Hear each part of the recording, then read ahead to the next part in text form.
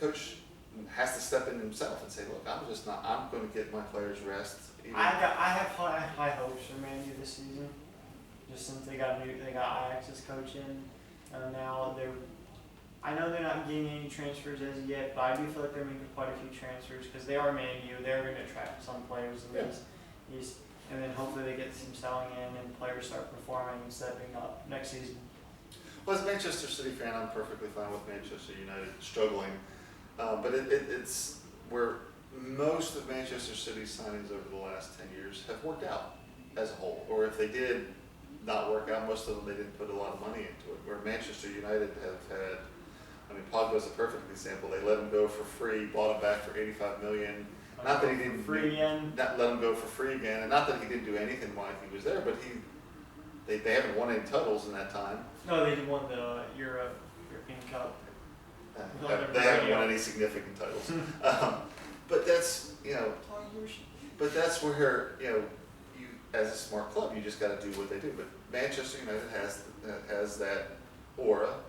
It used to be at the Real Madrid, Barcelona, Bayern level. It's not right there now, but it's still there, and there's going to be some players they can attract because of that. But and the benefit being of getting an Ajax coach is he's used to working with lesser. So hopefully he can bring in a system that's going to be able to take advantage of that. And I was hoping for Eddie Howe personally.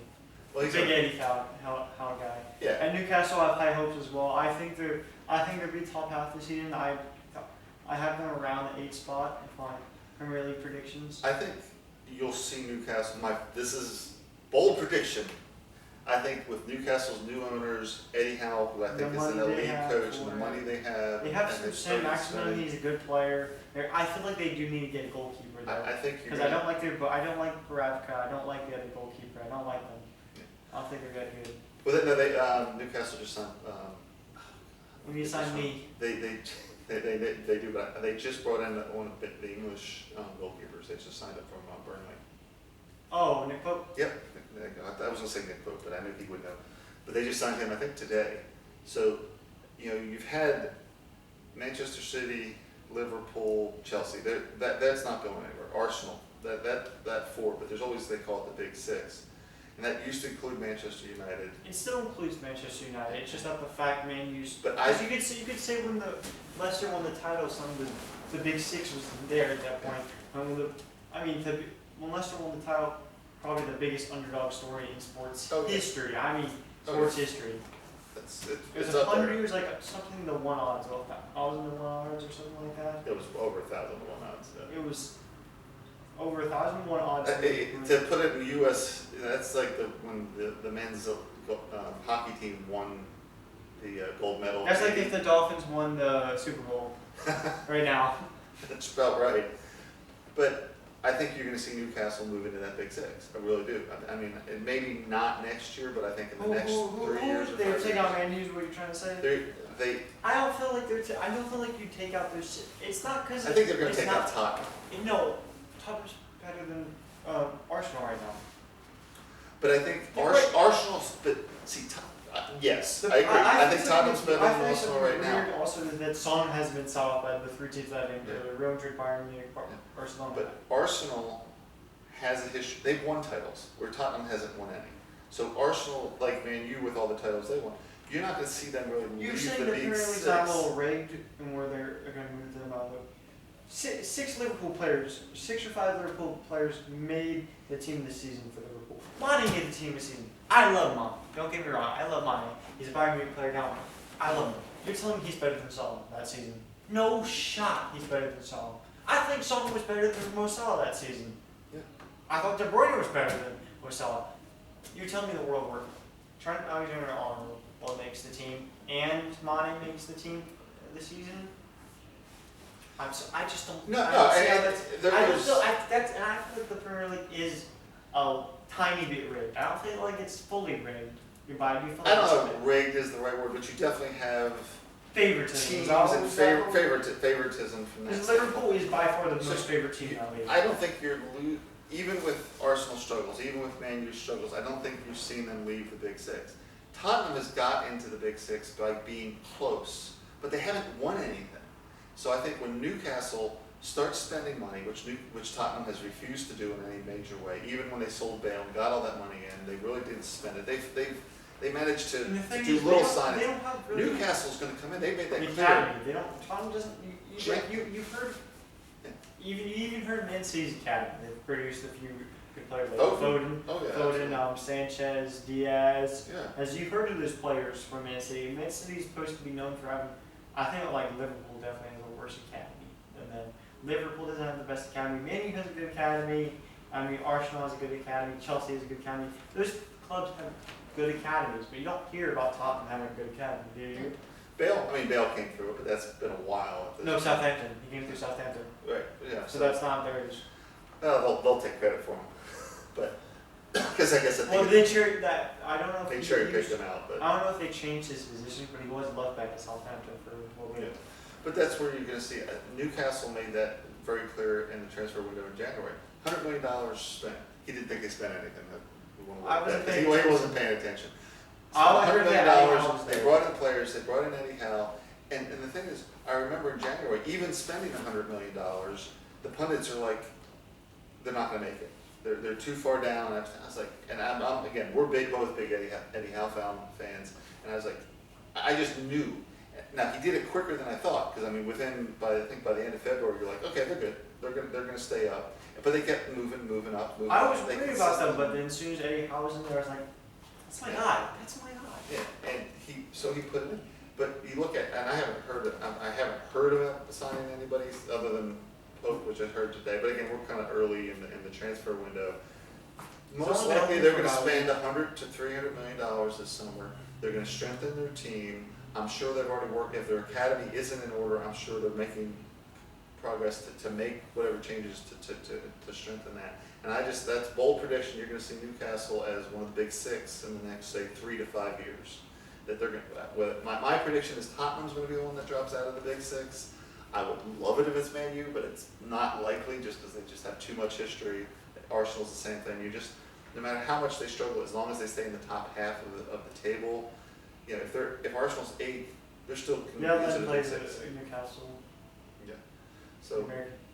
yeah, so that's like you're going to start seeing that. You know, while Noah's in Europe, Manchester City's going to be in Houston, but you know, so let's see if I can get to that game. Get permission from the wife to do that. But back to, I guess, you know, and what was supposed to be the focus here is you start looking into it, and it's like you can't the pressure. And again, I'm not saying there's no pressure on MLS teams, but you can't duplicate the pressure of the promotion relegation that's in Europe. Okay, MLS. We're never going to have promotion relegation. I think that would be I think it actually would be better if we did that on a youth level, where you took these MLS I don't know how they would teams and ECNI teams and actually did promotion relegation. like involve the promotion relegation in the MLS. Just on to keep adding teams. Stop adding teams. Why do we need more teams? I love that Austin FC was a team added. I love that Charlotte was a team added. But We used to live in Charlotte. But at the end of the day, what is the point of adding more teams? And not to mention, you're not playing an even amount of games. I understand most leagues don't play even amount of games. That's not my point. Like, well, you're not playing everyone. You don't play everyone twice. You know that? Yeah. Because you don't. It's too many games if you play everyone twice. There's 14 teams, 14 or 15 teams on your side. So you're only going to be playing about 14 games on your side. So what's 14 plus 2? I think they play most of those teams 3 times, but they only play the other side once. You don't even play everyone once on the other side. Thought we did, but No, you don't even play every team on once. But that's again, there's too many teams, too many games. I think most of the people that watch this will know this, but when you look at the Premier League or Bundesliga or any of the leagues in Europe, Liga, it's very just pick on Premier League. 20 teams, everyone plays every team home and away, 38 games. I mean, I know Bundesliga has 18. They They have have 3 18. teams that go down. So 18, so they play 17 times 2, 34 games, which allows them to have a little bit more freedom in their schedule because of those 6 games that they're missing. And every league has 2 cups, and then if you're in the Champions League, you play that. If you're in the Europa League, you play that. And I don't know, whatever the new league Tottenham was in. You don't. The point being, Like great to World War. play on Manchester City, put an American on Manchester City. Love to see it. Liverpool, any of that. We already have one with Chelsea. I'd love to see, we have, Turner on Arsenal, though I'm with you. I'm not sure how, it's like, I don't think he's taking their other goalie out. So, but having someone who's in that 14, 15, the pressure in England to stay and not get relegated, you can't duplicate in MLS because there just isn't an equivalent. They're not going anywhere. Austin FC last year won, I forget how many games, but it wasn't many. And somehow I think we managed to do a little better than Houston, so not finish last in the West. But there's no pressure. Who cares? The thing is, the atmosphere is so much different. Every game counts. Even outside the game, and people will get into fights. They will want to kill each other just on how intense their passion and their love for that team, that club is. You're not going to duplicate that. This isn't football. This isn't basketball here. Here, people don't care about it that much. Well, and that's the thing. It's like as big of fans as the U.S. is for American football, which is clearly the #1 sport in the United States. The passion in Europe and the passion in South America, it blows it out of the water. It's not even close. And the thing is, you can find that not even Europe. South American teams are worse than that. Oh yeah, they're by much worse in most cases. Much worse. Like you go to Argentina, you're Brazil, you're Ecuador, you're Puerto Rico, you're Peru. Well, that is not going to be pleasant. If you go to the main capital, you say your favorite team's a team from the opposite city or a rival team. You make it out there alive, you're a lucky man. Yeah. You go to Spain, you say you're in you're in Real Madrid, you're in the Bernabeu, and you have a Barcelona shirt on, and you make it out there, surprise. We're going to the Austin FC game this weekend, and they're playing FC Dallas. And his coach, who played for a Dallas-based team this year, is going to be there. He bought the sit next door. He's an FC Dallas fan. He might be wearing an FC Dallas shirt. And we might pick on him and make fun of him, but he's not going to get beat up at the game because he's wearing an FC Dallas shirt in the Austin FC section. That's not going to happen. Tell me the last time you watched a Manchester City, Manchester United game where you saw Manchester City plays Man U and you see a Man U shirt in the Man City section. It doesn't happen. No one's that stupid to even try. There's a whole different section and they'll sit in that section, but they're not going to be in the other teams because it's the passion is just different. The intensity is different. And that's what I'm saying is like, to have American players playing in these leagues, these top 10, 12, 14 leagues in the world, the experience, it's on the field, it's in their head, it's on the training pitch, because those teams that are at the bottom, the intensity on the training pitch to stay up, huge. I mean, that's where you had perhaps the best Premier League season here. You had Manchester City and Liverpool going down to the last 8 minutes of the season to who's going to win. You had the race for 4 was there. Now it was kind of anticlimactic because Tottenham put the game away, but that was there. Who's going to go down?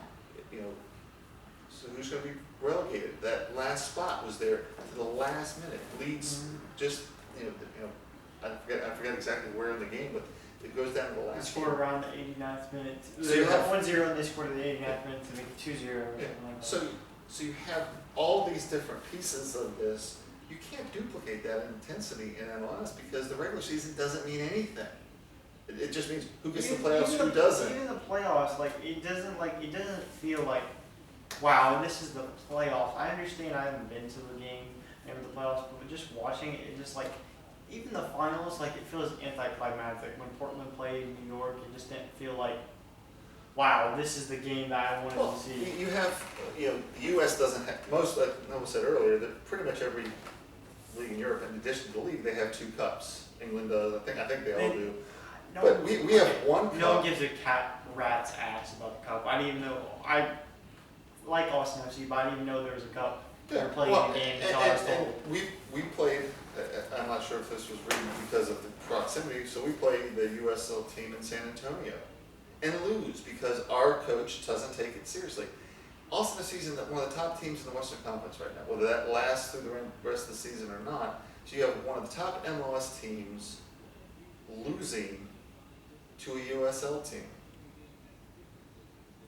I mean, that doesn't, it very, very rarely happens in England. When you look at it because the USL realistically is really probably 2 steps down, not one from MLS, so 2 steps down from, even though there really isn't a league in between, but essentially it's probably 2 steps down.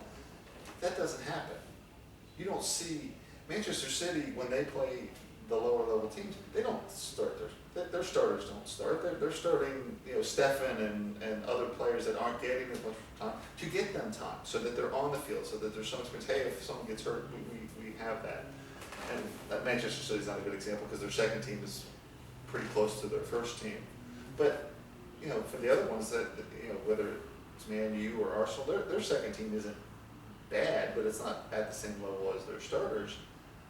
They don't lose. They put their second level players in and typically win those games 3-4, 6-0 and move on. Austin FC does that, and we can't even beat a USL team. But again, you're right.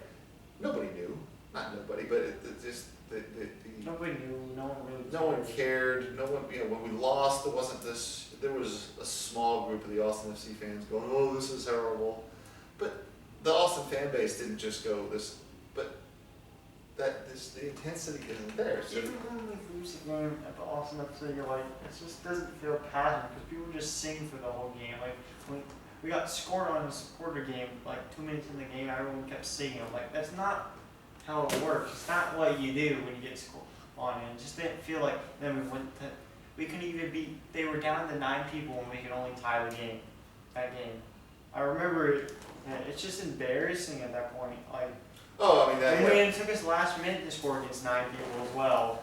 Well, yeah, then you have that, whole separate discussion about some of the referee issues in that game. But you're right, and we're up 2 players, and we're chasing the game. And we're still chasing a game that we should be chasing. We should be putting them away, and to walk out. Noah and I were disappointed with it. But do I think the average Austin FC fan cared? It's a point, is what they're thinking. Like, I understand it's a point, but we need to be winning that game. And not to mention, I just felt nervous the whole game that we were just going to get scored on again and get the game sealed away. It's just like, it's at the point where it's just not at that level. It should be, even by the fan standards as well. No, as fans, we got to step up, and that's to say, it's like you start looking at, right now, like I said, Major League Soccer is ranked 16th. Well, English League Championship is the way it's listed. In England, they just call it the Championship, is 11th. So the second level league in England is ranked significantly. Again, you say 11th and 16th, that doesn't sound significant, but when you look at the average for the teams, it's significant. That second level in England is higher than it is. As a U.S. player, if Noah wants to go to England and play professional soccer, he's going to have to start proving himself somewhere to even get them to allow him in the country. Because they have to say, hey, we can't, Stefan and Turner who play for the U.S., that's what they put on the request. Hey, these are U.S., they play for a national team. If Noah wants to go to England or Germany's, I don't think Germany's quite as bad, but you have to have something that they're going to put on that, that visa application saying, boom, okay, this is what makes you different. It should. And if as a U.S. national team, if we're going to be different, if we're going to compete against the Belgiums and Englands and Germanys and Spains and of the world, then we have to step up and have a team that our roster, or at least our starters, have competed against that level. And if they're not doing it in MLS, they're just not. And they're not. And even if they were, the atmosphere isn't the same. The intensity isn't the same. Watch the end of the Manchester City and see the fans when that third goal is scored that puts them into. The empty had a lot of fans for some reason. Yeah. Obviously, they say there's no fans there, but let me just say you can just watch the clip and you can see. They were paid. But that's Bayern Munich wins every year, but at some point that will change. No. We're just that guy. We're that good. But Bayern has what, if you're a German player, they have that thing. Is that's one of the reasons that sets Germany apart is that a lot of their national team players are on Bayern Munich. So when you start looking at team chemistry and everything else, the German team doesn't struggle like they do in certain other ones because England would be they're coming from all different. I'll have to disagree. You're wrong, but you can disagree all you want. If you're talking about country-wise, who has the most people in the country that play for is England. It's by far England. But there's a difference. Yes, I that understand. they all play I in the understand, Premier but League.